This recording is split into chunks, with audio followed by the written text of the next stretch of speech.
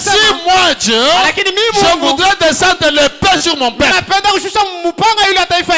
Il y a d'abord une sentinelle que vous avez placée sur la tour. Cette sentinelle-là, son travail c'est de vérifier d'où vient le problème.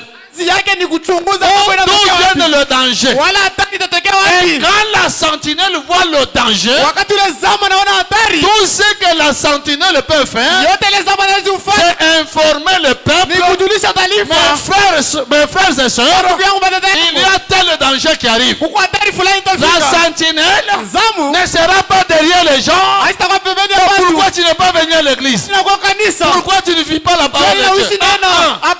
La sentinelle vous informe. Je regarde au loin.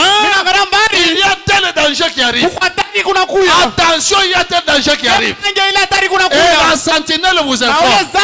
La Bible dit, si la sentinelle voit le danger, si la sentinelle voit ce danger, il informe le peuple. Et que le peuple fait la sourde oreille.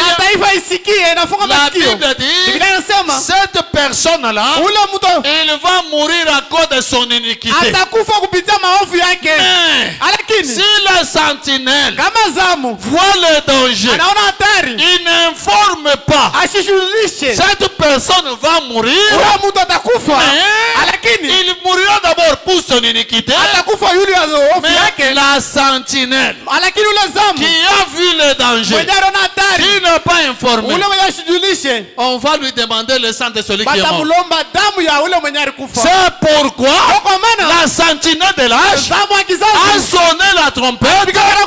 Attention, attention. Observez le roi du Nord. Surveillez le roi du Nord. Parce que la destruction de cette terre viendra par le roi du Nord. Là, c'est notre sentinelle qui a sonné. Et la sentinelle de l'église a aussi le même devoir. Il faut aussi voir, il voit l'accomplissement. Et on vous dit, attention mes frères, attention mes soeurs, nous devons être sérieux. La destruction c'est pour bientôt. Celui qui va aimer écouter, il va écouter. Celui qui va refuser, c'est son problème. Parce qu'on ne demandera plus son sang sur moi. Moi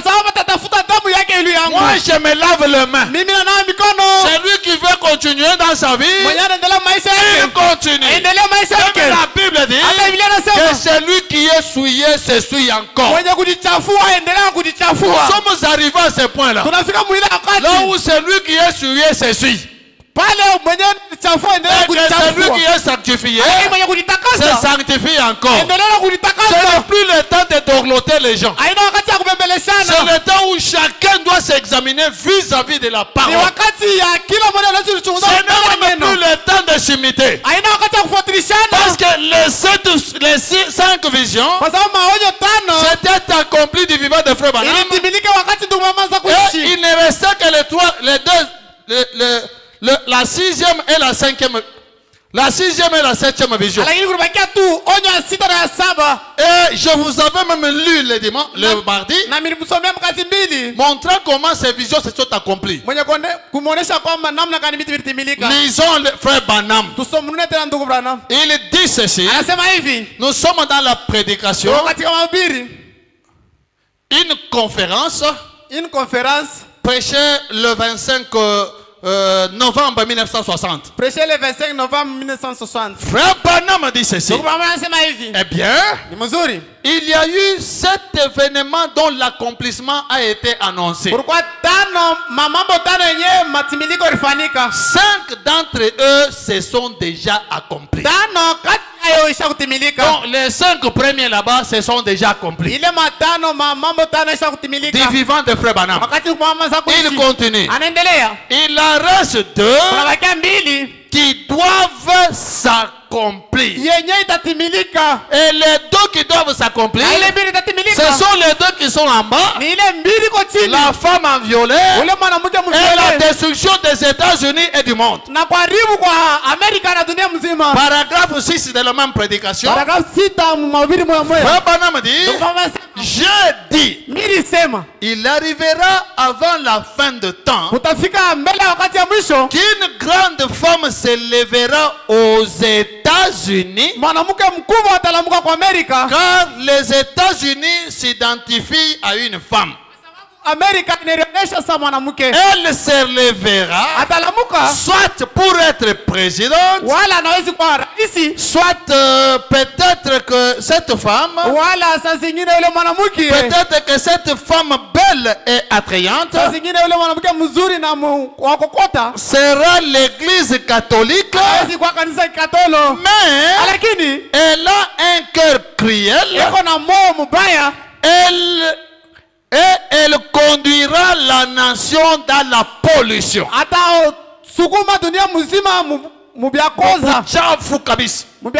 Et je vous ai montré le dimanche, le mardi plutôt, combien cette femme a conduit le monde dans la pollution réellement. Frère Branham avait vu cette chose en 1933. Et c'est aujourd'hui l'accomplissement de la 5e vision. 6e vision plutôt. Frère Branham dit ceci. Nous, 70e semaine de Daniel, paragraphe 207. Écoutez, Frère Branham, maintenant, j'ai fait cette prédiction. J'ai dit, j'ai vu une femme, une grande femme, se lever, ravissante, vêtue de façon très royale avec du violet. Regardez comment la prophétie de Frère Branham a des précisions. Il donne la précision que cette femme-là, il aura même des habits en violet. C'est ça une prophétie. Il y a des gens qui disent non, pasteur Ben combat les prophéties. Non. Les prophéties, les dons, c'est la parole de Dieu. Je soutiens ça à 100%. Mais je sais que le diable s'est beaucoup infiltré dans ces histoires-là. Au point où on vous donne des prophéties, là où on est en train de tâtonner, Dieu ne tâtonne pas. Dieu a la précision et il connaît.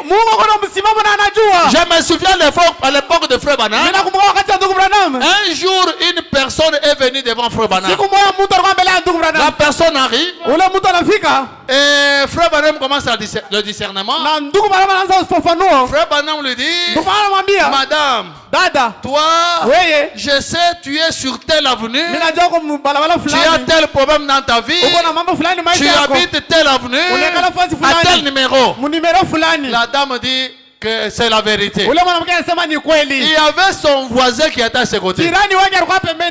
Son voisin s'était étonné. Son voisin dit non, cette dame c'est mon voisin, elle habite à côté de moi. Ce n'est pas l'avenue que Frère Branham a donnée. Juste après la sortie, cette dame là va suivre son ami. Mais mon ami, pourquoi toi tu peux accepter des choses comme ça? Branham parle des choses qui ne sont pas vraies. Pourquoi tu lèves même la main? Il dit non mon ami, depuis hier j'ai déménagé. Il venait de déménager le soir. Le lendemain il arrive. Dieu n'a pas tâtonné. Dieu savait qu'aujourd'hui tu es sur telle avenue. Même son ami de son quartier ne savait même pas qu'il a déménagé. Mais quand il est venu devant Dieu, Dieu a donné une prophétie avec précision. Moi je ne crois pas aux prophéties là on tâtonne. Bon Dieu me montre, il y a des sœurs ici, il y a une sœur qui a des maux de ventre. Il y a une sœur ici qui a des maux de ventre. Si je posais des questions, si vous verrez, il y a même 10. Il y en a même 10. Si je disais comme ça, celui qui a des maux de ventre, pourquoi le pasteur a donné une vraie prophétie, c'est moi. L'autre te dira c'est moi, l'autre te dira c'est moi. Et pourtant, moi je sais. La plupart des mamans, le fait qu'elles ont déjà mis au monde, pour la plupart des mamans, ils ont toujours des problèmes de ventre. Étant psychologue, je me montre que non, il donne de vraies prophéties. Non, ça ce ne sont pas de vraies prophéties. La prophétie, il faut la donner avec précision. Pas une prophétie là où tu t'attends. Oh, Dieu m'a montré que dans votre famille, il y a un sorcier qui te combat. Dans ma famille, il y a combien de personnes? Non, dis-moi c'est qui? Non, vous savez, nous n'aimons pas le désordre. C'est ça même le désordre. Quelqu'un crée le désordre dans ta famille. Mais il te dit je ne veux pas le désordre. Non. Si tu dis il y a quelqu'un dans ma famille, maintenant je vais soupçonner tout le monde. Comme tu sais Dieu, il a voulu te monter dans ma famille, il y a un sorcier. Dis-moi, Ilunga est sorcier. Quand Ilunga, dans ma famille il y a beaucoup d'Ilunga. Non. Ilunga Kasongo Martin. Avec la précision. C'est ça Dieu. Voilà les histoires que je vois dans des tabernacles ici. Oh non, Dieu est en train de montrer. On est en train de te combattre dans ta famille. Qui ici on le combat? Chaque chrétien, il est dans le combat. Chaque chrétien, toute notre vie c'est le combat. Je ne peux pas aller à l'église pour qu'on me dise tu as donné la prophétie, on te combat. On me combat partout. Ça je le sais, ce n'est pas une prophétie. Frère Branham dit quand Dieu va donner une prophétie, il ne peut pas répéter la Bible. Dieu dit répentez-vous. Est-ce que c'est ça la prophétie? Ça se trouve dans la Bible. Répentez-vous. Dieu dit non. Dieu dit dans ta vie là, il y a quelque chose là. Tu as un problème, il faut que tu répandes. Quel problème? Non, va vérifier toi-même. Quand Dieu a parlé, la personne reste bon. L'homme reste là-bas en train de raisonner parce que je n'ai pas donné frère à lui. Parce que c'est la raison pour laquelle je n'ai pas donné. Ah non. Ça peut être j'étais absent à l'église. C'est Dieu qui a donné des prophéties comme ça. Épouse, parole, réveillez-vous. Tu arrives quelque part, on te dit des choses comme ça, ne crois pas ça. Dieu donne des prophéties avec précision. Avec précision. Et quand Dieu parle, Dieu ne donne pas de prophéties pour créer le désordre. Il donne des prophéties pour unir les gens. Vous marchez bien avec ton mari. Vous vous aimez. Ton mari a des problèmes au travail.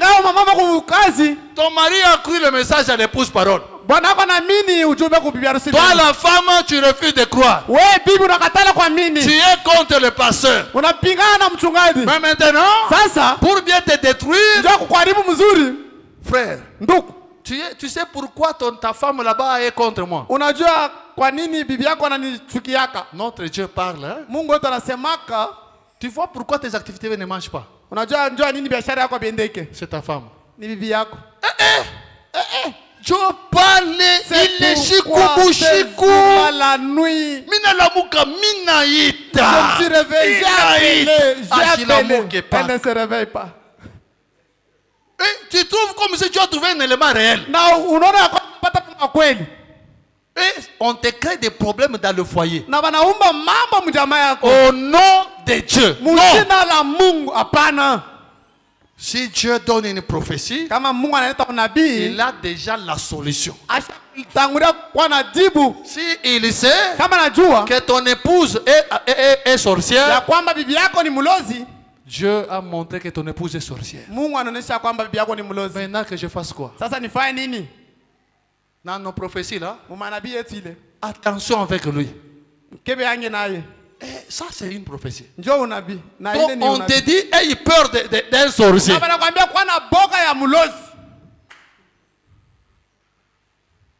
Et on appelle ça prophétie. Non, non. Quand c'est Dieu qui parle, elle est sorcière. Maintenant, je vais faire quoi? Va lui parler. Il va accepter. Va voir tel pasteur. Il va prier pour lui. La sorcellerie va partir. Voilà Dieu. Il a donné la conduite. Et quand vous suivez cette conduite-là, il y a les résultats. On est ensemble. Regardez la prophétie de Frère Branham. Dieu lui a donné même la couleur des habits. Et c'est en 1933 que lui a vu la couleur des habits d'une femme qui va être président en 2022. Voilà une prophétie. Continuez à voir notre lecture. Ça c'était la sixième prophétie. Et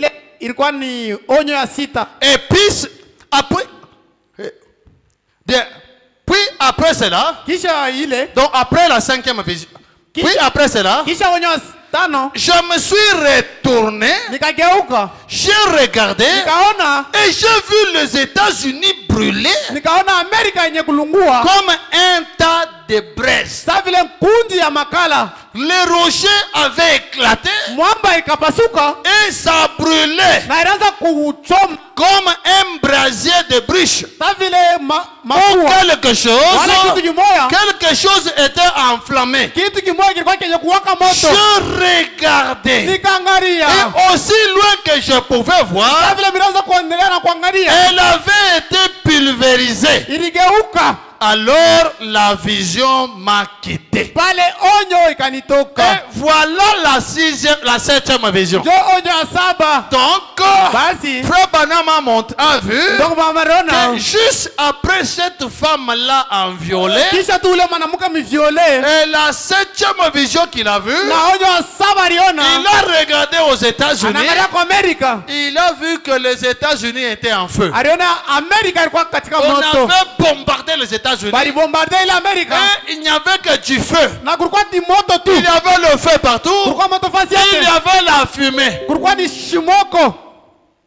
Voilà la septième vision. Donc, juste après la femme en violet, c'est la destruction des États-Unis. Attention, ce n'est pas seulement les États-Unis. C'est la destruction même du monde.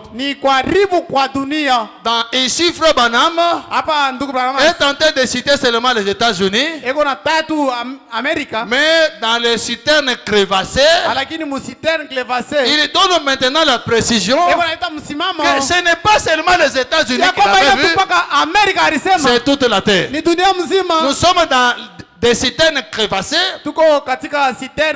prêché le 26 juillet 64. Paragraphe 56 et 57. Votre prophète dit ceci. Ensuite,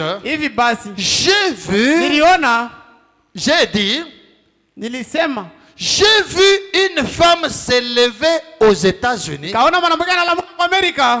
une grande reine ou quelque chose comme ça. Et elle était belle à voir, mais elle avait le mauvais cœur.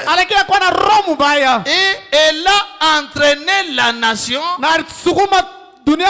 la nation qui s'est retrouvée sous sa coupe. Ensuite, donc après la femme, ensuite, j'ai dit, finalement, il m'a dit de regarder de nouveau vers l'est. Et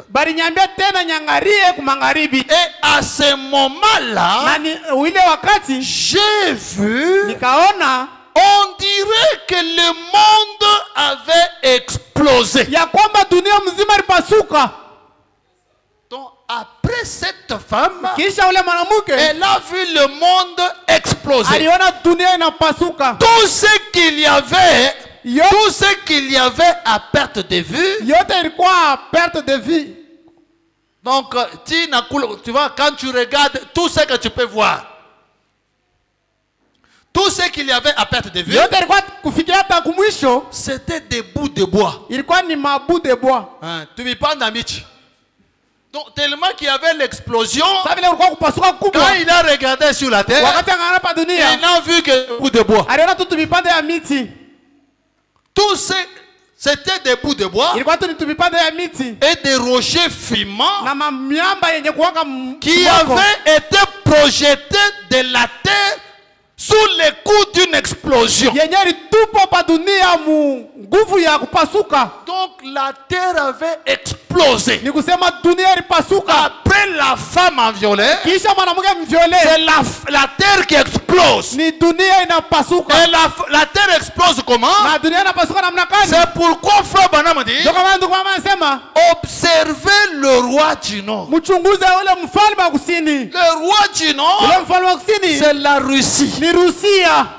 Dans la 5e vision, excusez, dans la 6e vision, Branham dit, observez les États-Unis. Vous verrez une femme en violet. Nous sommes restés en train d'observer les États-Unis. Et nous avons vu une femme en violet. Et après ça, le prophète dit, maintenant, tournez-vous, observez la Russie. Écoutez, Frère Branham. Nous vivons un temps terrible, mes frères. Ce n'est plus le temps de faire des blagues. C'est le temps de se préparer. Écoutez, Frère Branham. Il dit ceci dans la prédication, l'eau du rocher. Paragraphe 18. Ici en bas, Frère Branham dit ceci. La bombe qui probablement peut pulvériser chaque atome sur la terre est suspendu là en Russie ce soir. Qu'on se le dise d'abord.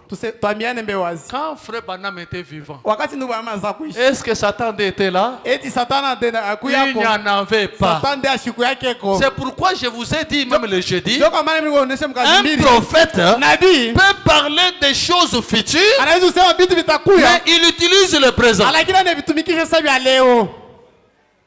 Tout comme il peut parler du présent, mais dans le futur. Mais il faut le Saint-Esprit et il faut aussi le ministère.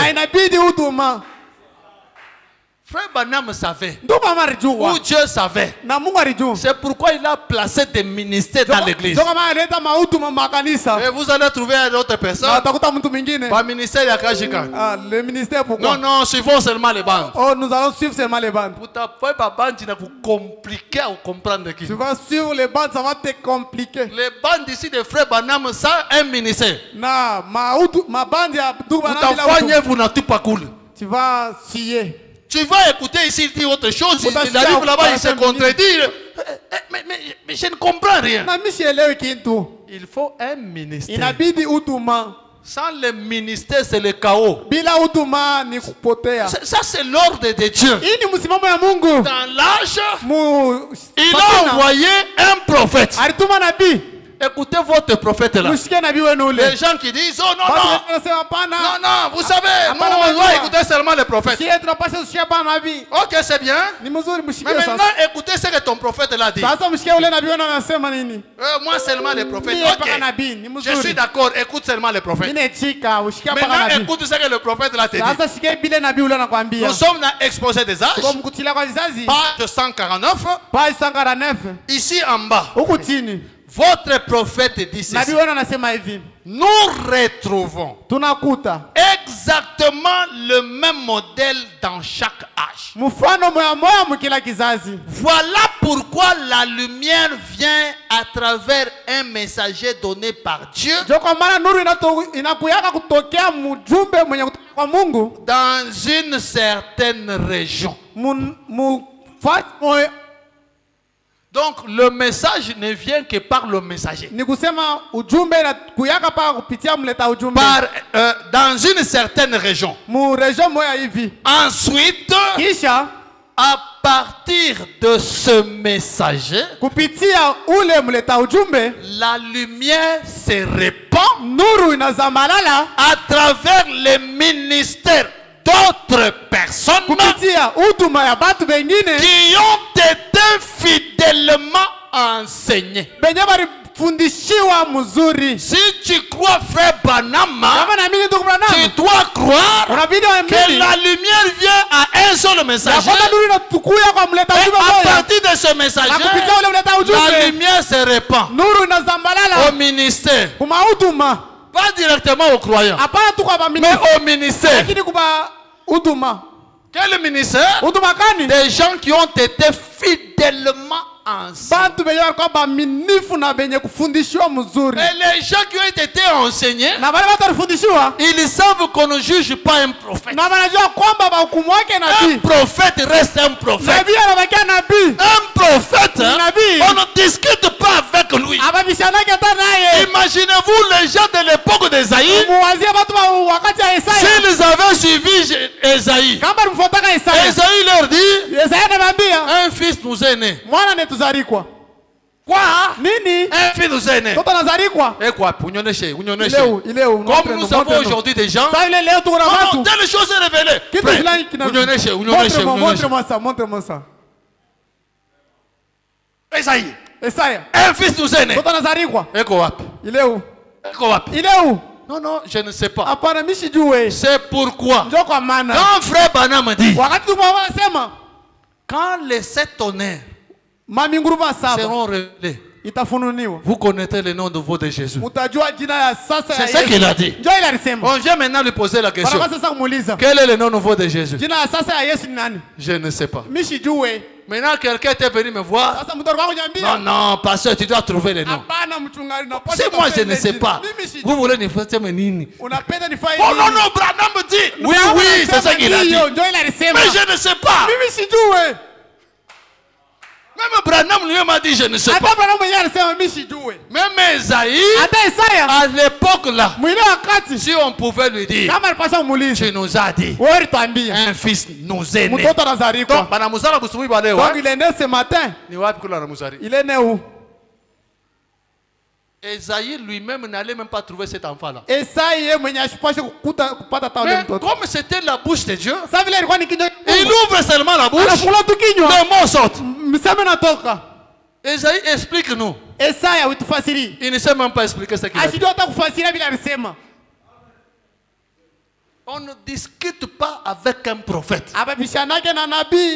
Il y a un autre prophète qui a vécu à l'époque là. Notre Seigneur Jésus. Il était aussi un prophète. Quand il a commencé à prêcher, il répétait ce que Moïse dit. Moïse avait dit. Moïse avait dit. Jérémie avait dit. Terre avait dit. Jusqu'à ce que il est entré maintenant dans son ministère. Et quand il entre dans son ministère, il dit aux gens, si vous avez besoin de la vie, mangez ma chair, buvez mon sang. Hey! Quoi? J'ai dit, buvez le sang, mangez la chair.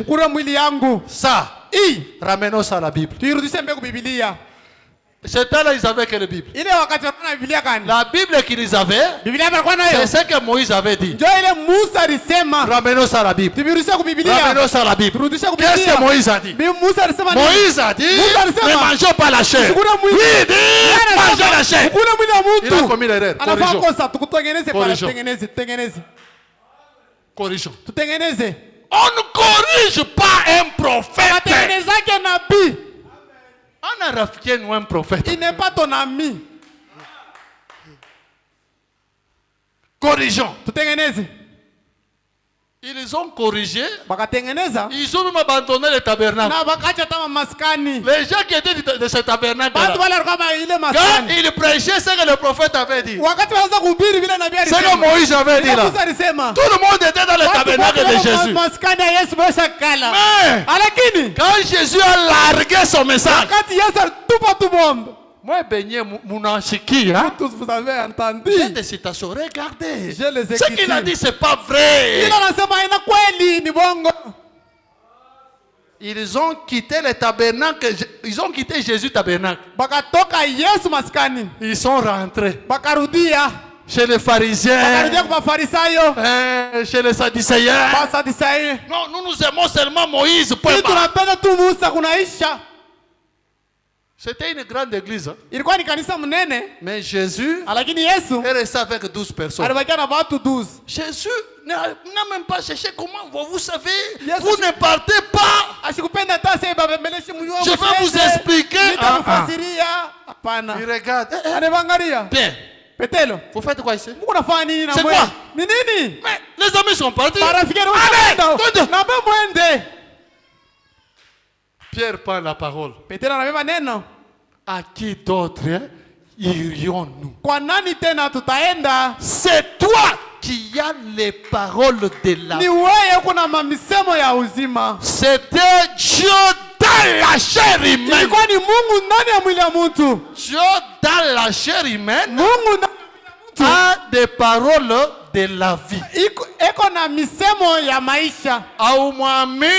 ne crois pas ça? Tu iras dans l'enfer. Jésus lui-même, il a donné la définition de la vie éternelle. Jésus lui-même, il dit la vie éternelle, c'est te connaître, toi, le seul vrai Dieu, et c'est lui que tu as envoyé, Jésus. Donc la vie éternelle, tu connais deux choses. Tu as la vie éternelle. Ça, ce ne sont pas mes paroles, c'est les paroles de Jésus. Non, vous savez, quand vous abandonnez, c'est un mensonge. Non, quand vous abandonnez le mensonge, quand vous abandonnez l'adultère, quand vous abandonnez ceci, vous avez la vie éternelle. Mais pourquoi les jeunes hommes riches se retrouvent en enfer? Il est allé aussi devant Jésus. Il vivait les Écritures. Mais en lui là, il sentait qu'il y a quelque chose qui cloche. Il y a des gens qui vivent correctement, mais ils sentent qu'il y a quelque chose qui marche. Les jeunes hommes riches sentaient qu'il y avait quelque chose qui ne marche pas. Il est allé voir Jésus. Seigneur, j'ai besoin d'avoir la vie éternelle. Tu as besoin de la vie éternelle. Jésus commence d'abord avec le message de Moïse. Non, il y a les 10 commandements. Ne mens pas, ne triche pas. Mais Seigneur, il est bien obéi. Tout ce que tu parles, je pratique ça. Mais je sens que... Oui, c'est bien. Mais va abandonner les biotébiles. Laisse toutes choses. Viens me suivre. Moi, Dieu dans la chair humaine. Et c'était dur. Il a rejeté Dieu dans la chair humaine. Et il s'est retrouvé en enfer. Bien qu'il ne mentait pas, il ne trichait pas. Nous ne sommes pas dans l'église catholique. Et un prédicateur. Moi, je suis prédicateur. Je ne suis pas un professeur de morale. Je ne suis pas professeur de morale. Frère, où est tout? Mon frère, regarde comment on porte. Ma sœur. Donc, vous venez à l'église, on vous parle de la morale. Frère, ouais, tout. Mon frère. En tout cas, acha kompombe. Laisse l'alcool. C'est ça. Aujourd'hui, vous venez à Champombe. Aujourd'hui, tu viens, laisse ça. La Bible dit, vous connaîtrez la vérité. Et la vérité vous affranchira. Si on prend la pure parole, on place en toi cette parole qui est en toi là. Ils commencent à enlever des maquillages. Ils enlèvent des mini-jupes. Ils enlèvent. Qui a déjà vu ou qui a déjà lu là où frère Jésus-Christ disait à ses disciples, laisse l'adultère. Il n'y en a pas. Il lui a seulement dit, laisse le filet. Jette les filets. Abandonne tout. Suis-moi. Et quand Pierre suivait là, quand Jésus parle, cette parole qui est en lui, ça enlève même l'adultère. Ils avancent. Quand Jésus parle, ça enlève quelque chose. Et c'est ça la parole de Dieu. Pas la morale.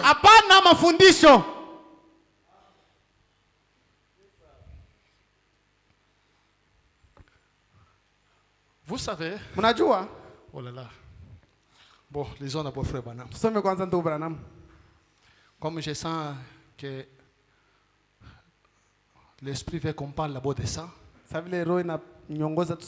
Écoutez ce qu'il y a des croyants. Il y avait des croyants aussi. Parce qu'il y a beaucoup de gens. Je suis croyant. Tu penses que comme tu es croyant, c'est fini. C'est pas ça. Vous savez que même les démons sont des croyants. Démons, un croyant. C'est la Bible qui le dit, ce n'est pas moi. Que les démons croient et tremblent. Un jour, Jésus arrive devant cet homme ici de Gadara. Les démons ont vu Jésus. Ils sont venus vite. Maître. Ils ont reconnu Jésus. Qu'il était le maître. Ils ont même prié. Et Dieu a même exaucé la prière. Oh non, moi quand je prie, Dieu exauce ma prière. J'ai Dieu. Bongo. Même les démons prient, Dieu exauce. Bongo. Ce sont des mensonges. Écoutez d'abord frère Branham. Dans la prédication, combattre ardemment pour la foi. Paragraphe 43. Frère Branham dit ceci. Il dit, Caïn était un croyant. Il n'était pas un communiste. Ni un infidèle. Caïn fréquentait l'église. Il était un rituel. Il était un gentleman. Non. Gentleman. Kijana wa bien wa shoko tuswa bibaya. Celui qui donnait ses dîmes. À la sortie, que Dieu te bénisse. Mais Caïn.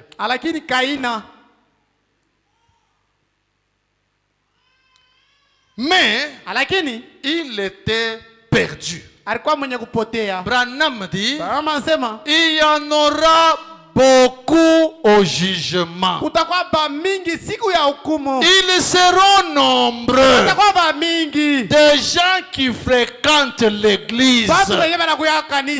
Des gens qui sont sincères et qui sont des croyants. Frère Branham me dit, la sincérité ne sauve pas. Bakanja est mort sincère. Anuarite est morte sincère. Oh non, sincère. Ce n'est pas ça le problème. Le problème, crois au Seigneur Jésus. Et quel est Jésus? Quel est Jésus? Crois au Seigneur Jésus-Christ. Quel est Jésus? Le corps de Jésus. On doit croire Jésus. Et quand tu crois Jésus, tu as la vie éternelle. Tu dois connaître qui est Dieu. Et on a envoyé qui? C'est ça les paroles de Jésus. La vie éternelle. Tu crois. Qui est Dieu? Et qui est-ce qu'on a envoyé? À Nazareth, on avait envoyé cet homme ici. À Nazareth, pour avoir la vie éternelle, tu crois Dieu, tu reconnais celui-ci comme un envoyé. Mais le Dieu là était où? Était dans cet homme ici. L'histoire se répète. Aujourd'hui, nous avons le même Dieu. Son nom, le Seigneur Jésus. Mais dans Malachie 4, il a dit, je vous envoie celui-ci. La vie éternelle aujourd'hui, qui est Dieu, qui on a envoyé. Tu rejettes celui qu'on a envoyé, tu n'as pas la vie éternelle. Tu ne connais pas qui est Dieu, tu n'as pas la vie éternelle.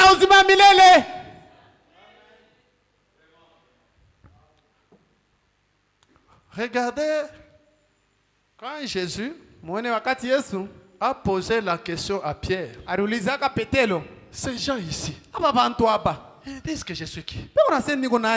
Non, les Kimbangu disent ceci, les Pevalongo disent ceci, les catholiques disent ceci. Ça c'est bien. Maintenant vous êtes sortis là-bas. Vous êtes venus vers moi. Maintenant vous, je suis qui? Pierre le regarde. Tu es le Christ, le Fils du Dieu vivant. Jésus le regarde. Ah, Pierre! Pierre! Tu es heureux. Tu reconnais seulement ça. Tu es heureux. Et Jésus lui dit, ce ne sont pas la chair et les sangs qui t'ont dit, mais mon Père. Mon Père qui est en moi. C'est mon Père qui te l'a dit. Et sur cette révélation, je bâtirai mon église. Frère Branham m'a dit, l'église est bâtie sur la révélation de qui est Jésus. Ça semble petit, mais c'est grave, je vous dis. Qui est Jésus? Jésus, il est qui? La révélation. Qui est Jésus? C'est sur ça. Ni yule ile. C'est pourquoi Frère Branham dit la première de toutes les révélations, c'est la révélation de la divinité de Jésus-Christ. Dans la vision de Patmos, Frère Branham dit, vous ne ferez pas de progrès tant que vous n'aurez pas cru ça. Branham dit, c'est pourquoi Pierre a dit, repentez-vous, puis voyez la divinité. Donc, ou qui a mis message du temps de la fin. C'est quoi le message du temps de la fin? La première leçon à te donner, la révélation de Jésus. C'est ça la première révélation. Si tu n'as pas cette révélation-là, tu vas te retrouver peut-être idolâtre de Frère Branham. Soit tu vas seulement tout rejeter. Le Dieu Tout-Puissant était dans cet homme ici. À l'intérieur de cet homme ici. Voilà. La prochaine n'est même pas ici. Excusez, j'ai pas...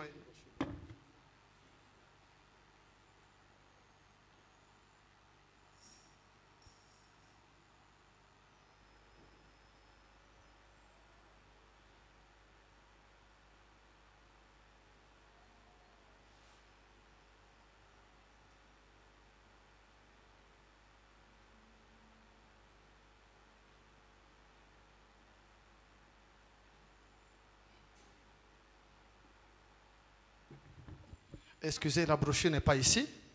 Nous sommes dans étroite et la porte. Frère Branham dit que Jésus-Christ était en train de reprocher les gens de son temps.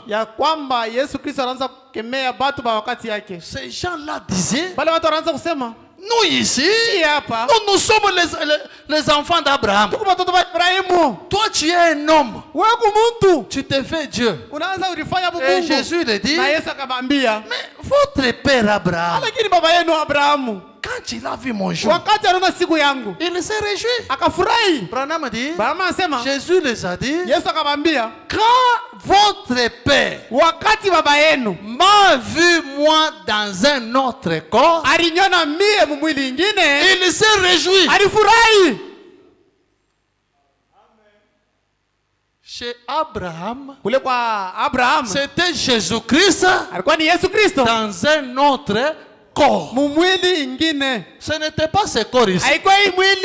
C'est pourquoi je vous ai toujours dit, n'adorez pas ce corps ici. Ça, c'est un temple. Mais adorer celui qui était dans ce corps ici. Ce corps, c'est une créature. On est ensemble.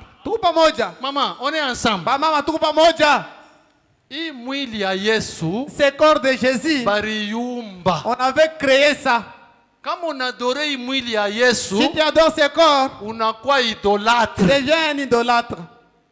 Parce qu'on a prié une créature.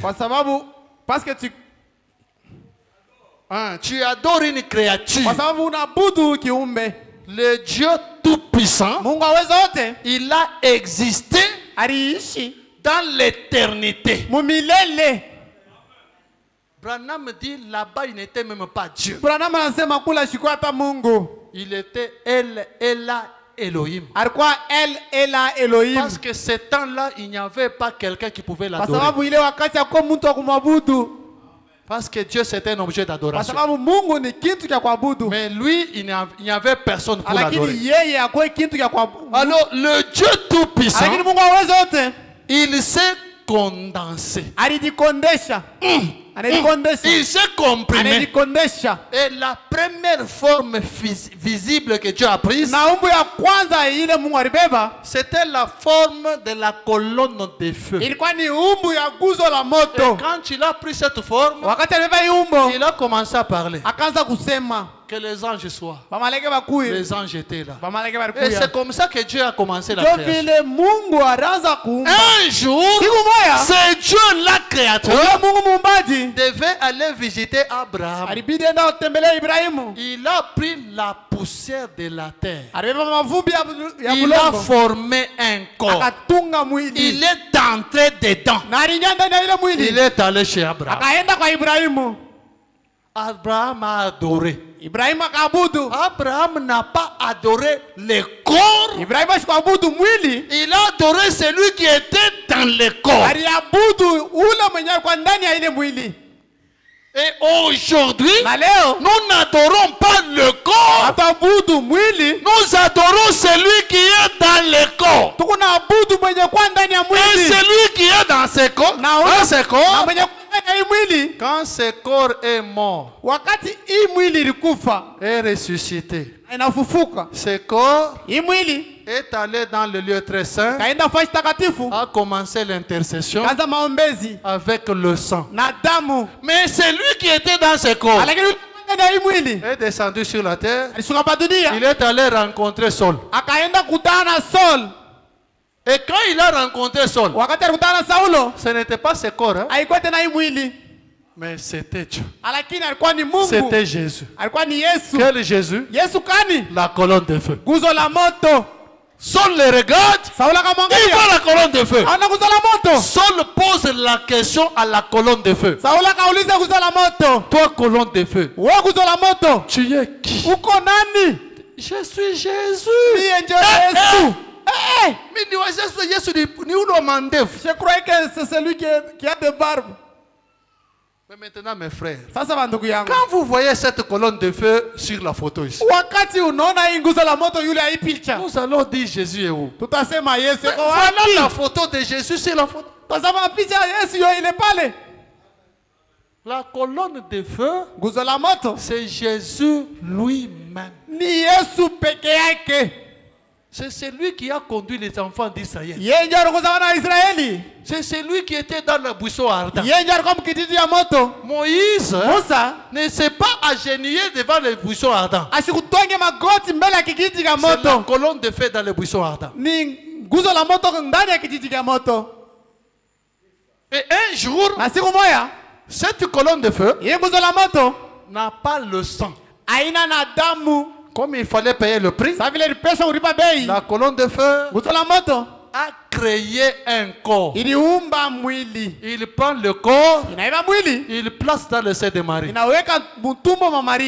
Il prend ce corps, il place dans le sein de Marie. Avec le sang. Et quand ce corps sort, cette colonne de feu vient vite entrer à l'intérieur. Il commence à marcher. Jésus dit, ce corps dit, ce n'est pas moi qui fais les prodiges. C'est mon père qui est à moi. Comment t'appelles son père? Mais je suis venu au nom de mon père. L'enfant, Jésus. Le père, Jésus. Mais toi, tu adores qui? L'enfant Jésus ou le père Jésus? Nous adorons le père Jésus. C'est pourquoi j'ai toujours dit, nous n'adorons pas ce corps. Ce corps, c'est Jésus. C'est comme moi je m'appelle Ben. Mon fils qui est là-bas s'appelle aussi Ben. Mais Dieu te dit, adore papa. Adore papa Ben. Pas l'enfant Ben. Celui que vous voyez, c'est l'enfant Ben. Ou l'enfant Jésus.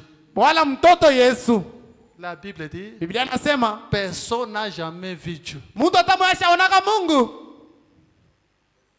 Est-ce qu'on est ensemble? Je crois qu'on est ensemble. Celui-ci, c'est l'enfant. C'est pourquoi, comme Dieu ne peut pas mourir, quand on a récupéré ce petit ici, cet enfant ici, on avait giflé. Papa était à l'intérieur.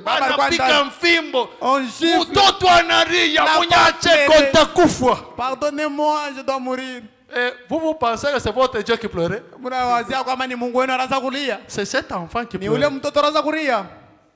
Et comme Dieu ne peut pas mourir, à la croix, quand cet enfant voulait mourir, papa est sorti. L'enfant regardait, papa, pourquoi tu m'abandonnes? Papa est parti. L'enfant est resté mourir. Si toi tu adores ce corps ici, donc il fut un temps là, ton Dieu était mort.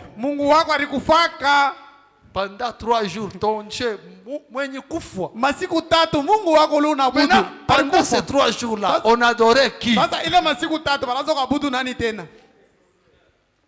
C'était le corps de notre Dieu. C'est comme moi ici. Ça c'est mon corps. Mais moi-même je suis là, je vous parle. Alors c'est lui que nous adorons. C'est le Père qui était à l'intérieur. Et ce Père-là se manifestait sous la forme de la colonne de feu. Même quand ce corps est allé au ciel, cette colonne de feu s'est manifestée. Saul l'a vu. Et ce temps de la fin, la même colonne de feu est revenue. Et quand vous voyez la colonne de feu sur la terre, Jésus est où? Il est sur la terre. C'est pourquoi Branham dit, le ciel est sur la terre. Parce que le Créateur lui-même sur la terre. Et ce temps de la fin, il est entré aussi dans un autre corps. Bon, ce n'est pas ça notre sujet. Bon, vous savez, nous sommes vraiment même sortis de notre sujet. Bon, c'est Dieu lui-même qui s'est conduit. Parce que la divinité de Jésus-Christ, c'est la grande révélation. Ça dépasse tout ça. Tu peux, non, moi je connais qu'on va bombarder, on va faire ceci. Mais si tu ne connais pas ton seul Dieu, cette connaissance ne t'aidera en rien. Parce que la révélation, la vie éternelle est attachée à la connaissance de qui est Jésus. Ailleurs, Jésus lui-même ajoute encore. Il dit, comme on a élevé les serpents de reine dans le désert, il faut que le Fils de l'homme soit aussi élevé, afin que quiconque croit, il a la vie éternelle. Donc la vie éternelle, c'est attaché au Fils de l'homme. C'est pourquoi dans Béatitude oubliée, Frère Branham dit, si tu es dans une église qui ne croit pas que Jésus-Christ est venu dans une chair aujourd'hui, dans une chair humaine aujourd'hui, Frère Branham dit, quitte cette église. Parce que tu n'auras jamais la vie éternelle avec la morale. Avec la morale. Oh, laisse les mensonges. Tu pars à l'église, on te dit laisse les mensonges. Il rentre encore, on te dit laisse les mensonges. Oh, je pars à l'église, il faut que je puisse aimer ma femme. Oui, on doit parler aussi de ça. Mais ce n'est pas ça le message du temps de la fin. Le message du temps de la fin, c'est autre chose. Ça, c'est la morale. La manière de vivre, comment on doit vivre bien. Le temps n'est plus, mes frères. Le temps n'est plus. Nous devons être sérieux maintenant. Nous devons être très sérieux. Parce que le temps n'est plus. Tous les signes de temps sont en train de se montrer. Tout. C'est Dieu qui veut que nous puissions voir tout ça pour que nous prenions conscience, pour que nous prenions conscience que nous cherchons nous conformer à la parole. Écoutez d'abord ce que Frère Branham dit. Nous sommes dans la prédication, convaincus puis concernés. Paragraphe prêché le 18 janvier 62. Prêché le 18 janvier 62. Paragraphe 43. Paragraphe 43. Frère Branham dit ceci. Frère, le temps est proche. Le chrétien a intérêt à ne pas se joindre à l'église ou à ne pas compter sur une quelconque manœuvre ou sur une quelconque sensation ou sur quelque chose de ce genre. Mais vous avez intérêt à être sûr que vous êtes en ordre. Donc c'est ça le problème. Le problème, ce n'est pas venir à l'église. Je suis membre de l'épouse parole. Mon pasteur s'appelle Ben Vital. Non, mon prophète c'est William Aron. Non, ce n'est plus ce temps-là. Nous sommes arrivés à la fin. Sortons de ces bêtises-là. Soyons sérieux maintenant. Dans la prédication. Si Dieu est avec nous, si Dieu est avec nous, où sont alors les prodiges? Paragraphe 34. Frère Branham dit, le temps de passer à l'action est venu. Pour Dieu, le temps était venu où on devait mettre la fin à faire la religion. Non, c'est le temps que nous sommes arrivés. Fini de faire la religion. Nous devons passer à l'action. Et j'espère que ce même Dieu mettra cela sur le cœur du peuple ce soir. Comme quoi il est temps d'arrêter de faire la religion. C'est Branham qui le dit. Que Dieu place cette chose-là dans le cœur de chacun de nous ce soir. Que nous arrivions à comprendre que le temps de faire la religion a pris fin. Oh, je suis membre de l'épouse parole. Non, moi je suis choriste. Non, moi je suis pasteur. Non, moi je suis diacre. Moi je suis. Non. Ne faisons plus la religion. La destruction c'est pour bientôt. Soyons sérieux dans ce que nous faisons. Dieu mettra cela sur le cœur du peuple ce soir. Comme quoi il est temps d'arrêter de faire la religion. Arrêtez le temps de faire les religieux. Les religieux. Moi je ne parle pas beaucoup. Moi je ne parle pas beaucoup. Moi je porte des longues jupes. Moi les mèches je ne parle pas.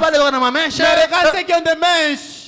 Ce n'est plus le temps de faire la religion. Les religieux. Chacun doit être sérieux.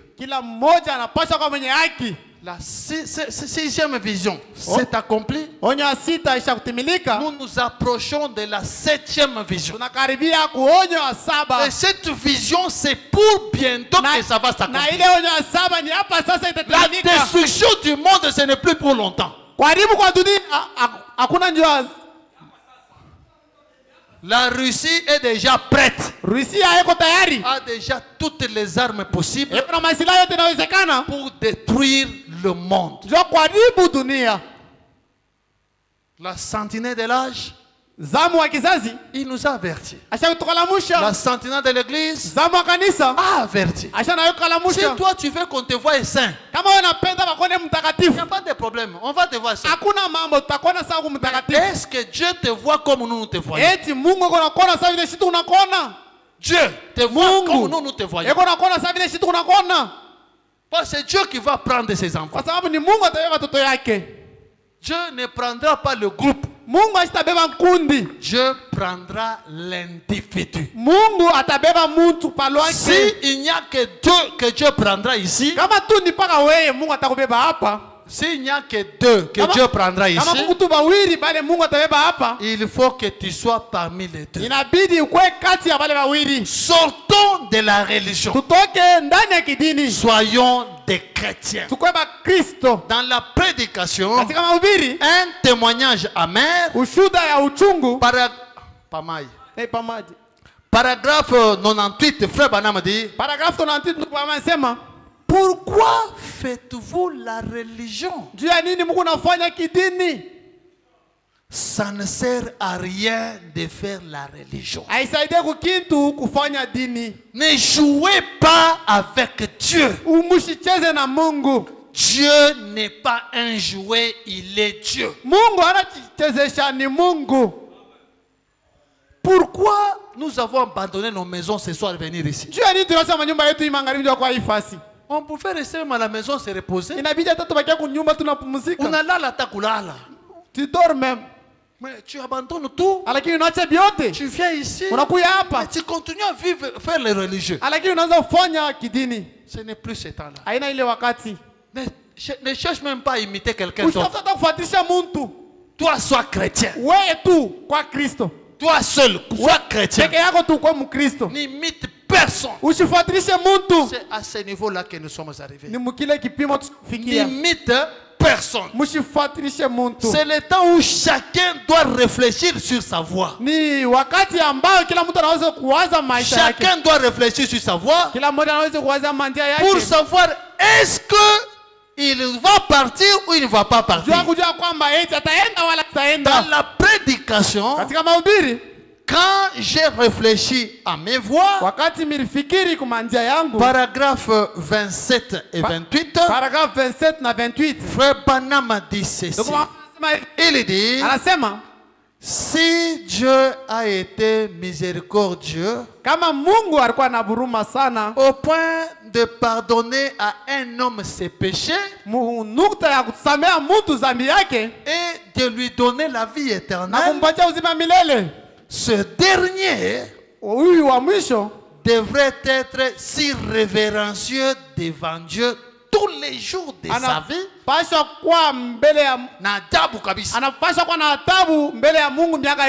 Mungu a pardonné manzambi yako. Dieu a pardonné tes péchés. Il y a des gens qui sont morts, il t'a donné la vie. Il y a des gens qui ne vont pas rencontrer ce message. Il y a des gens qui ne connaissent rien, même de l'enlèvement. Mais toi, Dieu, t'as retiré de là où tu étais. Il t'amène dans le message. Il pardonne tes péchés. Il va même mourir à la croix à cause de toi. Il te facilite la tâche pour aller au ciel. C'est Dieu-là. Nous devons quand même savoir comment nous conduire devant ce Dieu-là. On doit être reconnaissant de Dieu. Il a déjà tout fait pour nous. Qu'est-ce que nous faisons pour lui? Qu'est-ce que nous faisons pour lui? Il est mort pour nous. Mais toi, tu fais quoi pour lui? Il a abandonné la gloire. Il a abandonné l'honneur qu'il avait au ciel. Il est descendu sur la terre. On a craché sur lui. On l'a giflé. Il est mort nu Pour que nous ayons la vie. Pour que nous soyons en bonne santé. Mais qu'est-ce que nous faisons pour lui? Venez avec les offrandes. Tu viens avec 500 francs, tu mets dans les paniers. Pour ces dieux-là, 500 francs. Mais pour ton enfant qui doit aller à l'école, 5 000 francs. Pour ton téléphone, chaque jour, 3 000 francs giga. Mais pour ton Dieu là, 500 francs. Et tu es très à l'aise. Je suis chrétien. Non. Ce n'est plus le temps de faire les religieux. Terminons juste l'écriture ici, on va prier. Frère Branham continue. Si Dieu a été miséricordieux au point de pardonner à un homme ses péchés et de lui donner la vie éternelle, ce dernier devait être si révérencieux devant Dieu tous les jours de sa vie qu'il ne pourrait jamais retourner à ses pas, qui ne pourrait jamais se détourner des préceptes de Dieu.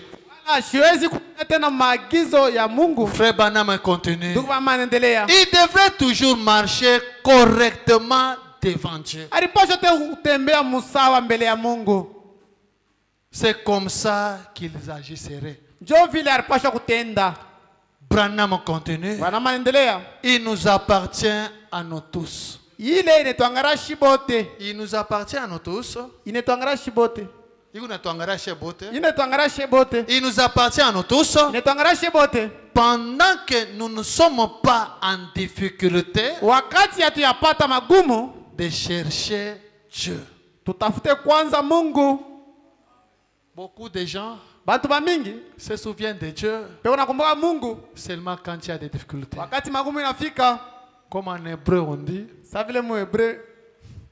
En hébreu on dit.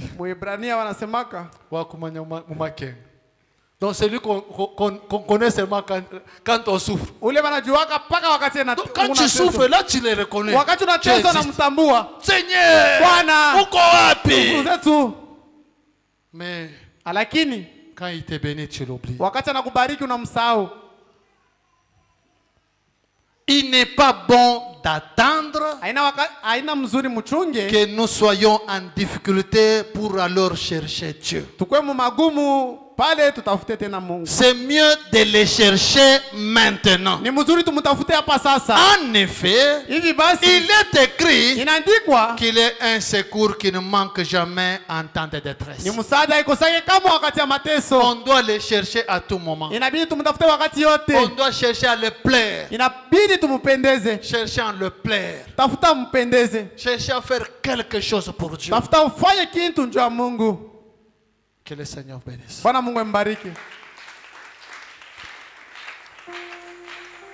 Mettons-nous debout.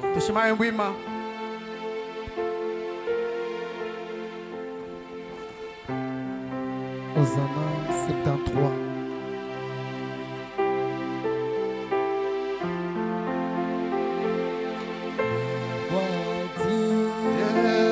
Seigneur m'appelle.